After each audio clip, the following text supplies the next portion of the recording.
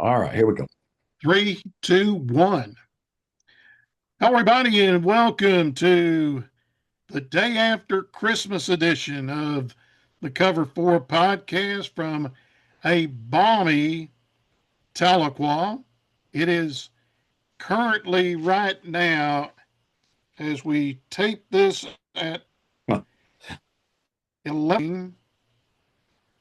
Looking here, it is currently 70 degrees in the Gee, Quah. wow. Well, it's a balmy 46 out here in Provo in the mountains. Well, you're 5,000 feet up. Yep. Where I'm at 630 feet up. So that's how that goes. But Uh, for before us, this we, is balmy. yeah, 46, it is balmy in, in Provo. Normally you've got 10 foot of snow on the ground, but right That now you don't. we do not have it, and we wish we did. Yeah. Well, before I barbecue him on what happened last Friday night, we got some good news out of the Hill up at Northeastern. For the first time in more than 20 years, the Redmen finished the year in the top 25 in the D2Football.com top 25. That is fantastic. They wind Congratulations up to the 24th in the country with a 9-3 record. So, first time that NSU they finished 9-3, program's largest year-to-year win increase since they won the NAIA title back when J.J. Eckerd was the quarterback for the Redmen. holy cow. That's been several years ago. By 1994. Wow. And 9-win campaign matches the most victories in a single season since 2000. That's the last time the Redmen got in the playoffs. So Wow. quite a Congratulations. turnaround for the That's Redmen. Uh, Two members of the team made the D2 CCA All America team. Uh, Marvelous Owens received first team honors. He's a cornerback. And then tight end Cam Woods was named to the second team. So two guys got All America honors. Woods got his third All America honor, the most by any student athlete uh, in NSU's NCAA era. So he's been a three-time All-American. We might accidentally see his name called uh, when the draft comes around, possibly if he was a senior. wouldn't that Uh, wouldn't that be great? that would be you'd have to go all the way back to a NSU Hall of Famer um, who is now working at South Carolina. Uh, Derek Moore. Derek played for the Panthers. Originally was drafted by the Falcons, but then he got picked up in the expansion draft. That tells you how long ago that That was was. a long time ago. Yeah, he was their number one back when they started at Wow. in Charlotte. So hats off to Marvelous and Cam Woods. He got 835 yards receiving, 8 touchdowns, averaged 17 yards a catch. So, and had a 200-yard, 3 touchdown explosion in the game against West Florida. So, hats off to those two guys.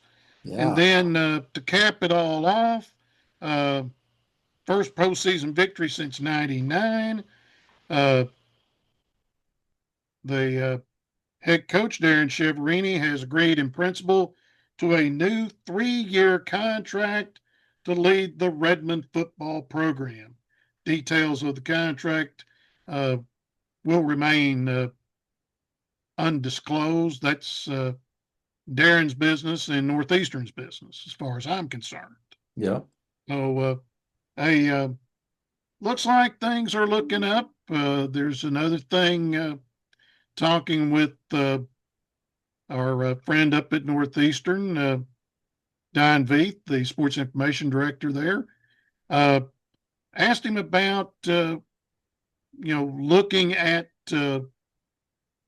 possible leagues that we may be looking at, but there was one that kind of caught my eye a while back. This is where the legislature got their toes in the water, uh, talking about an all Oklahoma school Division II conference, Hmm.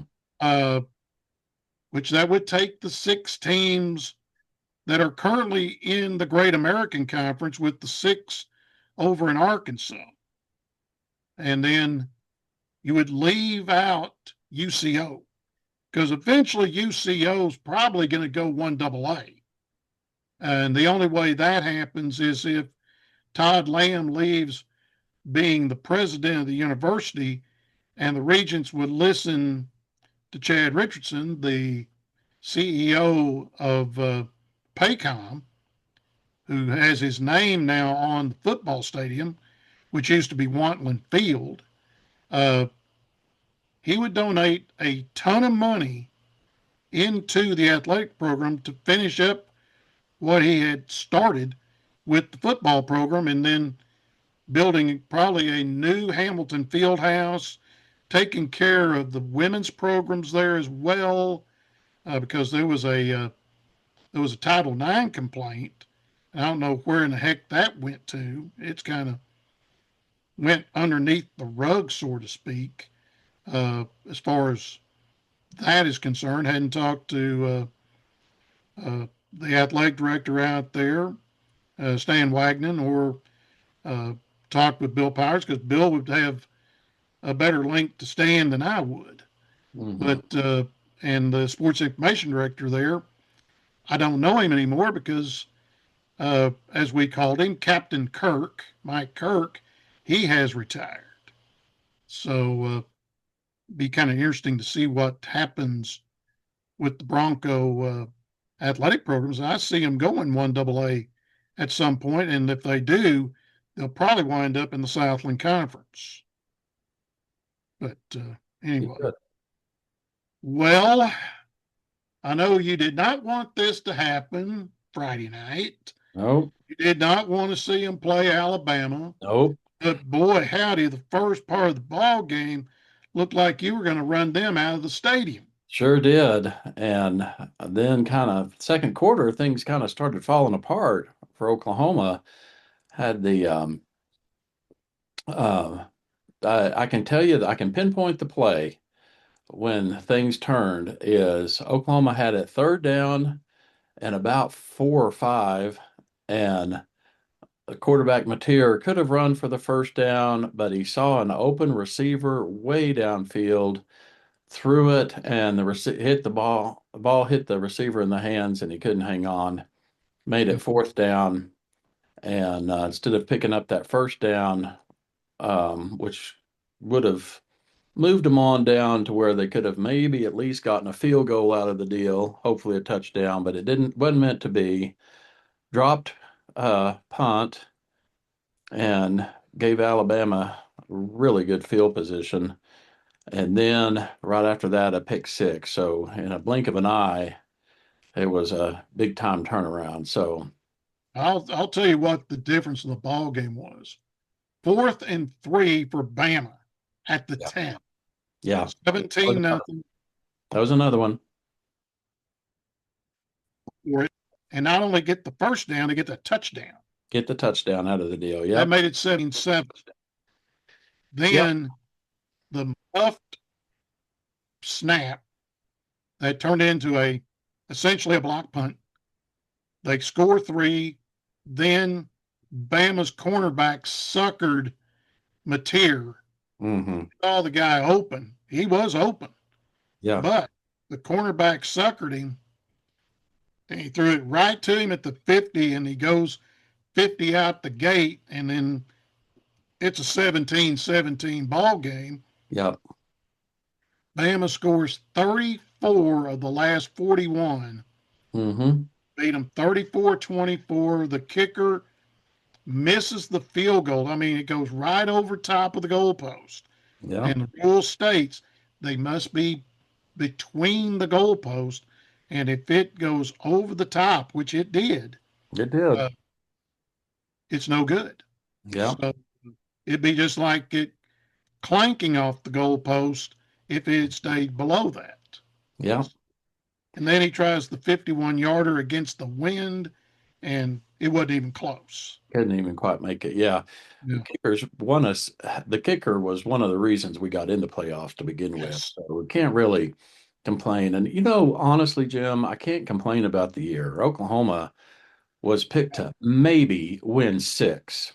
Yes. You and Maybe. I both were Yeah. saying 6, 7 wins looking at the schedule. Yeah.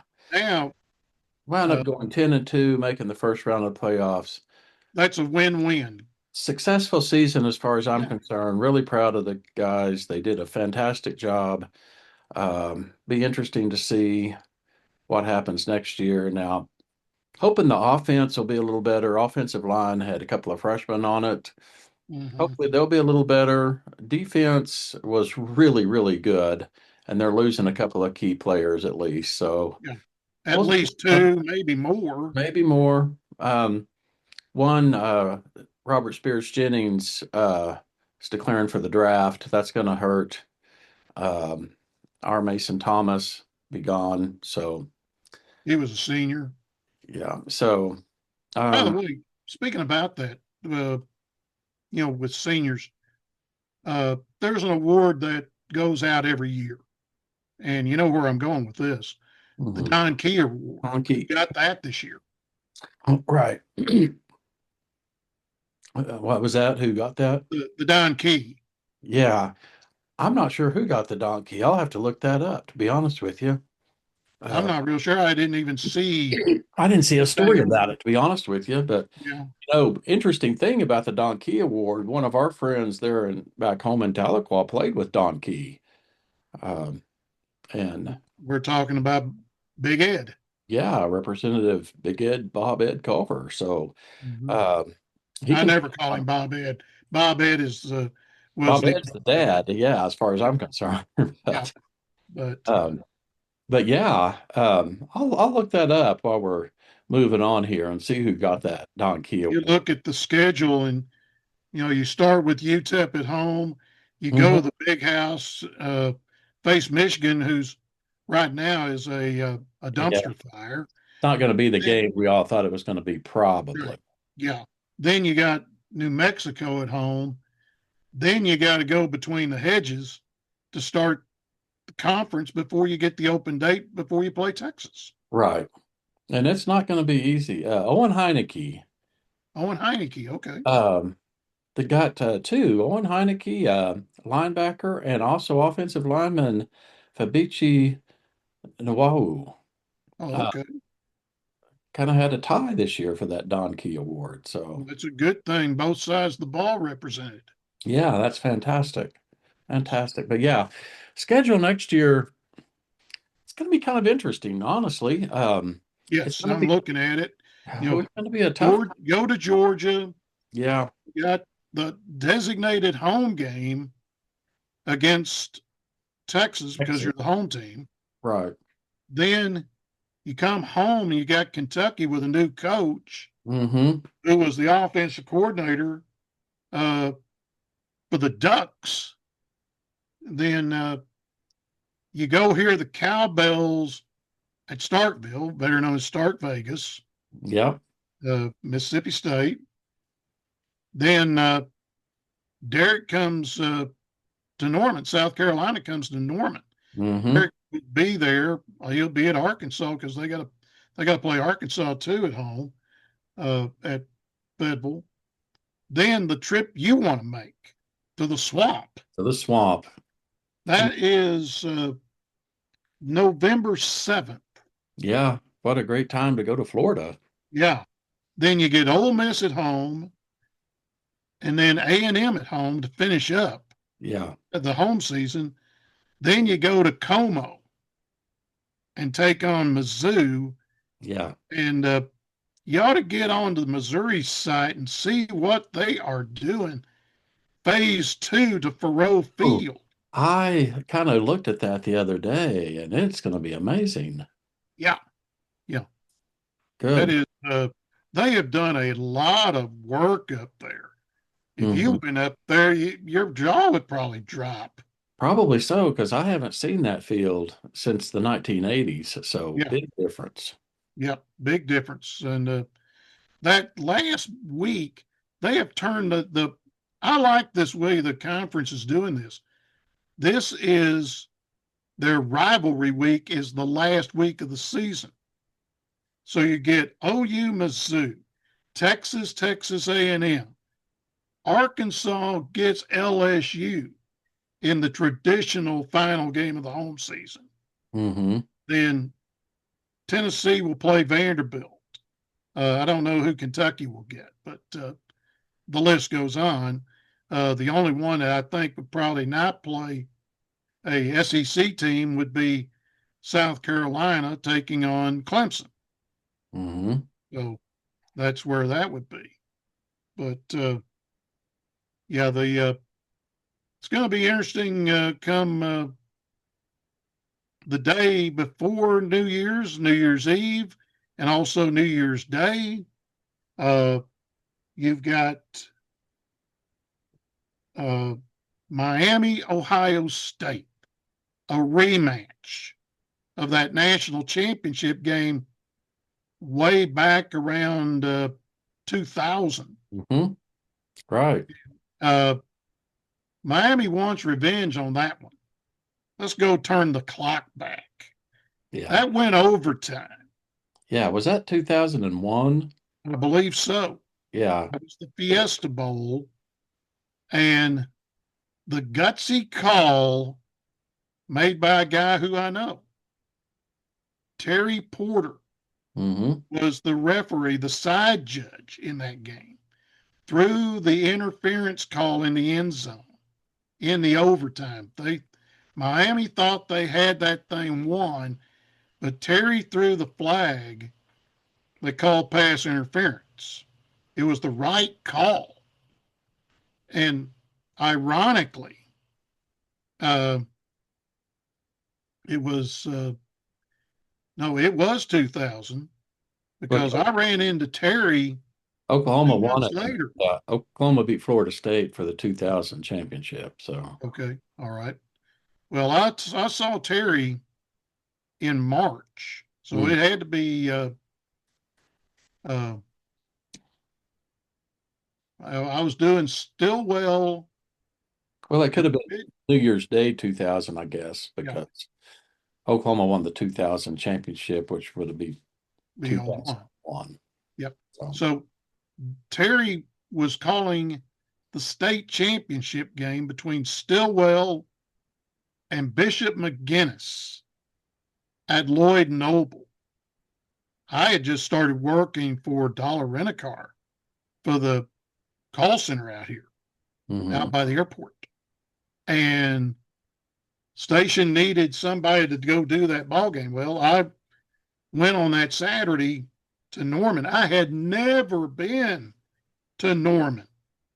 I Oh, didn't know how in the world to get to Lloyd Noble. oh, wow. And here I am carrying this big Maxi unit going down the tunnel. You know the tunnel I'm talking I about. know the tunnel. Been down that tunnel. Yep. Mm-hmm. Many a time. Well, Terry's calling the ball game, and we get done. McGinnis just destroys Larry Callison and his boys were playing for Stillwell. They wound up state runner up that year. And Terry and I are walking out. I said, it was a good ball game until Stillwell threw a zero up in the second quarter. And Terry Porter looked at me. He said, Jim, you're telling me when I look at the Oklahoman the next morning, Sunday morning, that I'm going to see a zero in the second quarter for Stillwell? I said, you sure are, Terry. He said, I did not know that. I said, Terry, you're calling the ball game. You never looked up at the scoreboard and saw that they hadn't thrown one in. I Yeah. mean, they went 11 minutes without scoring a point. Wow. That's how bad it was. I mean, McGinnis, I mean, fourth quarter, both teams had the kamikaze squads in. I mean, everybody got to play in that state championship game back in 2000. So, but anyway, that's a rematch. And Miami wants some revenge. I don't know if they'll get it. And I don't know. Buckeyes are a 9.5 point favorite. Yeah, they are. That guy's got a good team, and I know they're going to go far. Yep. What do you The think other about the other three, games? Yeah, the other three. Talk about those for a minute. Oregon, Texas Tech. That one, I got a feeling is going to be a track meet. I do too. I think it's going to be busy. I'm gonna pull Oregon, which is going to raise some eyebrows probably. Oregon's got a good ball club. Yeah, they do. I'm going to They pull. are good. Here's my reasoning is Mhm, because Texas Tech has not been in those types of ball games, correct. and Oregon Agreed. has, and they've got a little bit more experience between their players and the coaching staff for Yeah. The, those major games on the big stage. yes, I'm getting to using Oaklawn, their uh, their spreads. As soon as I get to it, okay. The Oregon, excuse me, the Ohio State Miami game. Ohio State's a 9 point favorite now, so it's went down from 9.5. Uh, Texas Tech is a 2.5 point dog against Oregon. Yeah, The over under is 53. I think I'd take the over. I think I would too. Honestly, I could almost see, I could almost see 70. one of those teams almost scoring 53. Yeah, Honestly, yeah, high very easily 50s, could. sure. So yeah, Yep. Uh, the Rose Bowl, Bama and Indiana. I'm going with Bama. Uh, Bama's a 6.5 point dog. I would take Bama all day long because I've watched the Sooners play them twice, and I know what the Sooner defense is like. Mm-hmm. 48.5 is the over and under. It's been 49 years since the Hoosiers played in the Rose Bowl.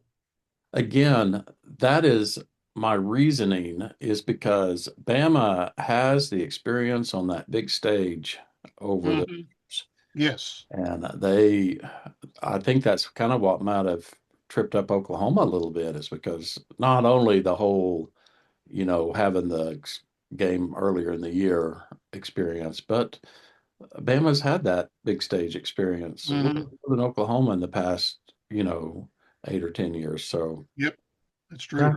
I'm gonna go with Bama. Then Ole Miss, Georgia. Georgia is a 7 point favorite, and the over and under is the most of all of them, 56. Wow, That's a lot of wood that in surprises me. the word In in that, the with words that, of your brother. yeah, that surprises me with that Tech and Oregon game on the line too. Mhm. Um, but I'm gonna take Georgia. Oh, I got to take Kirby. Yeah, absolutely. In fact, I'm going with Georgia to win it all. So Yeah, they've got a great chance to win it all now. yeah, Uh, but okay, Georgia would face Ohio State. Oregon Tech takes on Alabama or Indiana. That would be interesting. Oregon and Bama. Uh, it even be interesting. Texas Tech and Bama. it would. I mean, that one. If you're Bama, you got to watch out for the, like I say, the proverbial track meet Yeah, you do. because Tech is going to run this high octane offense, Hmm. and that's going to be something that I think Oregon hadn't seen that. Right. They have not. So 35, 42 points, both sides. I wouldn't be surprised on that at all. No, I wouldn't either. This uh, the other thing, with the off the field, the bands are going to be amazing. Ohio State, both Georgia, Ole Miss has got a good band. We know about the $1 million band. You and I both know that. Yep. And then the going band from Raiderland. That will be. They're playing in the Orange Bowl. That'll be something for the fans down in Miami to see. Yeah, they will. They will. I'm not sure Tech's ever played down there. I don't think they I don't have. think they ever have. That's going to be interesting to play down there. So, but BYU, Playing their tomorrow. ball game, you know, their bowl game coming up here right quick. Yep. Who have they got? Cosmo will be playing down in Orlando in the Pop Oh, Tart Bowl against. I've seen what they've done to the helmets Oh, I haven't for seen it. BYU. I haven't seen them. Uh, they've got Pop Tart sprinkles between the blue stripes. Oh, well, that's interesting. Okay. Saw the BYU equipment guys. Yeah. Uh, they put out a reel on Instagram, I think, either Instagram or on Facebook, one of the two. But the equipment guys showed how they were putting the stripe on there, and it's clear. The in between the two blue stripes, it's clear Hmm. because of the white helmet. Right. But they've added Pop Tart sprinkles Cute. to the helmet. Might watch for that I'll watch when for it that. goes on TV. They've shown it up Yeah. close. We are going to a family watch party for that. So Good. looking forward to. Plenty of popcorn for that one. Yep, for sure. Yep, Was hoping to watch us play Notre Dame, but didn't happen. didn't happen. So we'll see the wreck of Georgia Tech, I guess, huh? Yeah, the rambling wreck of Georgia Tech. Hmm. You've seen that old car that they have, didn't you? Oh yeah. Hmm. Yeah. They call it which Right. is the rambling wreck. Yep. Oh, but be interesting to see these ball games from now till New Year's. It will. It will.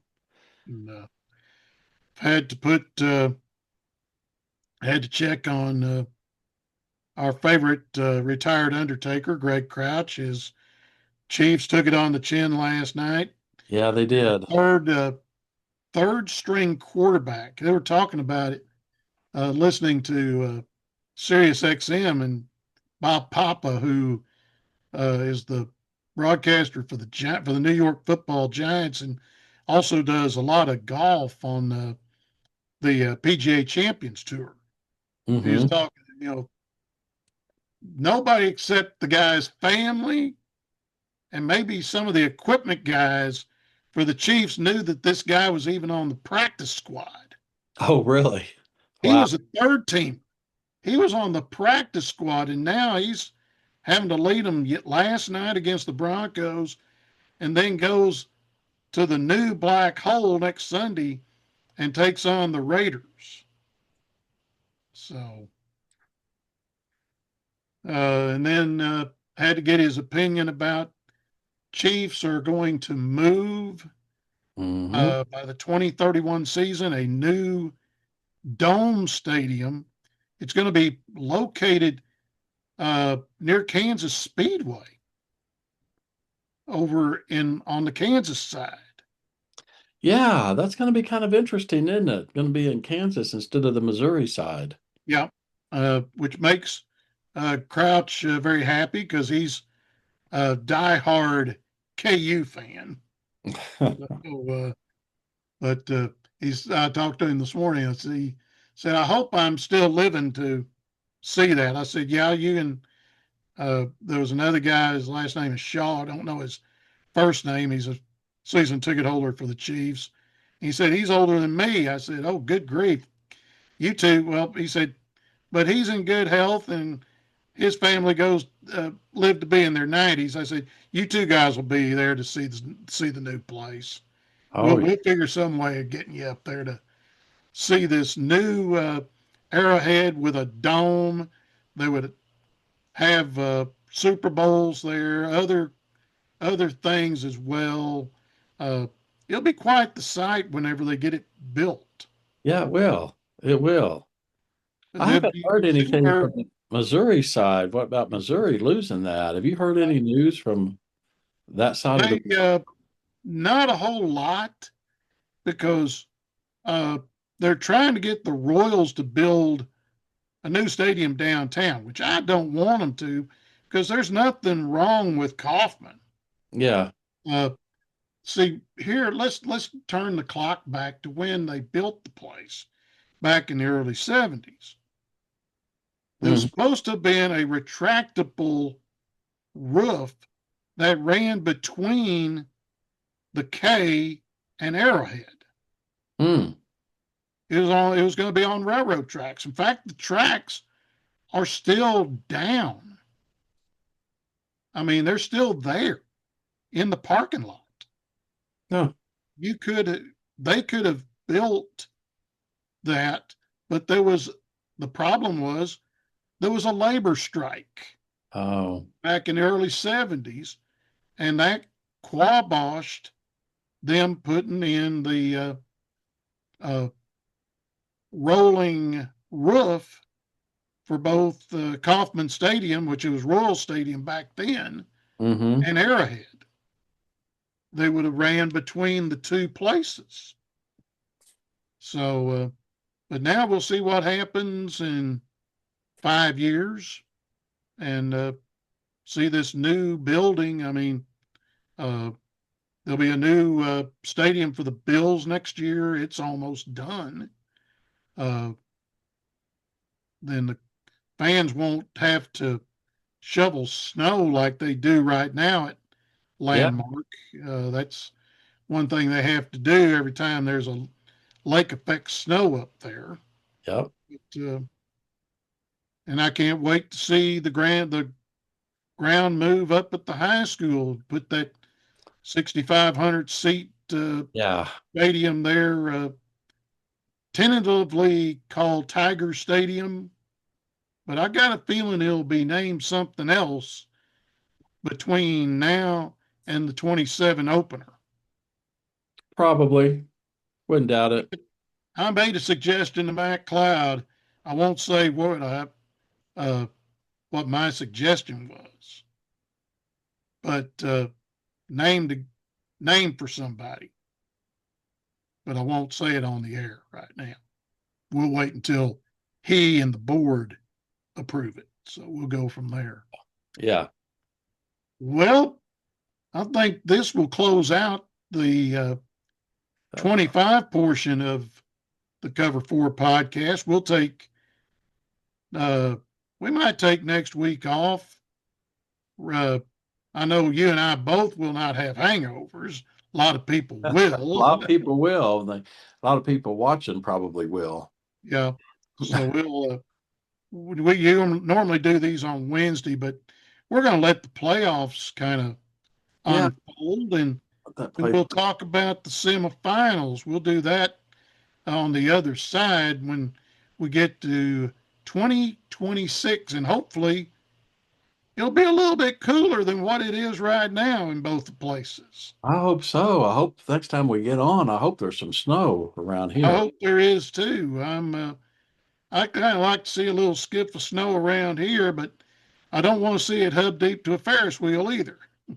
No, no, but we'd like to get about 10 feet is what we'd like. Yeah, out where you're at, 10 foot would be nice. The skiers would love it. Yep. Uh, you got the lakes and streams would love it when Yep. March and April comes around when the snow belt takes place. Yeah, we're kind of worried about June right now. the way it's been Mhm. so far. Yep, that's right. Well, that's going to do it for this week's edition of the Cover Four podcast. Hope everybody has a very happy New Year. Don't drink and drive, because New Year's Eve, as we call it, it is amateur night, and OHP and all the police departments will be out, and the sobriety test will be taking place on New Year's Eve. And I know what I'll do. I'll just stay right here at home. I Yeah. got plans. So that'll do it for this week. And for Randy and I, we'll see you next year on the Cover Four podcast.